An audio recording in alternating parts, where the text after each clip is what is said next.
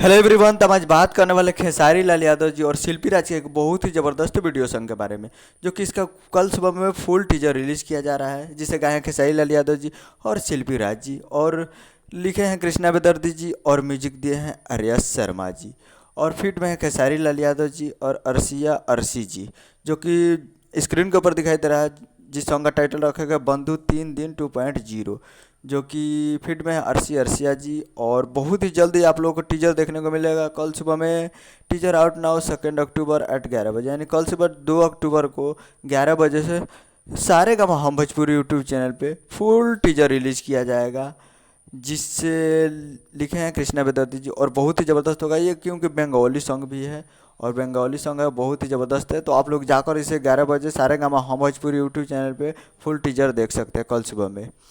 तो उम्मीद कर रहा हूँ वीडियो अच्छा लगा होगा, तो चैनल को सब्सक्राइब करके बेल आइकन प्रेस कर दीजिए, ताकि ऐसे खेसारी लाल यादव जी के लेटेस्ट न्यूज लाते रहें। तो जाइए और कल सुबह में देखिए। मिलता है अगले वीडियो में। जय हिंद, जय भोजपुरी।